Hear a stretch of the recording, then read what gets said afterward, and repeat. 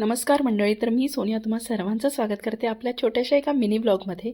आणि तुम्ही इथे पाहताय आम्ही निघालेलो आहोत. तर आम्ही ऐक्याला निघालो आहोत आणि संध्याकाळचे 6 वाजलेत. पण अंधार इतका आहे की असं वाटतं खूप रात्र झाली, पण तसं काही नाही आहे. आणि इथे ना वातावरण थंड असल्यामुळे ना मग मायराला असं पूर्ण ओव्हरऑल घालावं लागतं, कारण की खूप एक्स्ट्रीम वेदर असतं इथे, जसं की तुम्हाला माहिती आहे इथला विंटर. तर त्यामुळे मग तिला पूर्ण पॅक करूनच घेऊन जावं लागतं. आणि इथे पोचलेलो आहोत. तर मायरा उतरतीये आणि इथे समोरच अगदी IKEA आहे आणि पार्किंग पण बाजूलाच असल्यामुळे मग ते इझी होतं. तर फायनली आपण आलेलो आहोत IKEAमध्ये. आणि IKEA असं पाहायला गेलं तर खूप जास्त मोठं आहे. तर मग अर्धा दिवस पूर्ण, मिनिमम अर्धा दिवस तर जातोच पूर्ण IKEA फिरायचं असेल तर व्यवस्थित.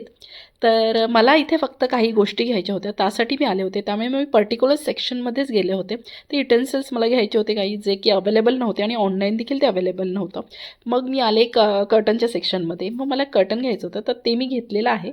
आणि त्यानंतर मग फायनली आम्ही गेलेलो आहोत पेटपूजा करायला. पिझ्झा हट बाजूलाच असल्यामुळे काय होतं की आम्ही जेव्हा जेव्हा IKEAला येतो तेव्हा आम्ही पिझ्झा हटमध्ये येतो, कारण पिझ्झा खूप छान मिळतो इथे.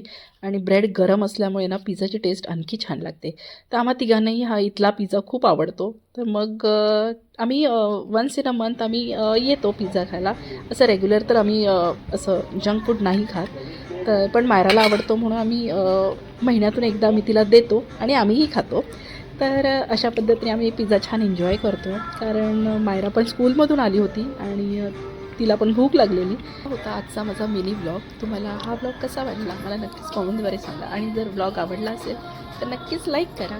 पुन्हा भेटूया छानशा अशा एका नवीन व्हिडिओमध्ये. तोपर्यंत बाय बाय.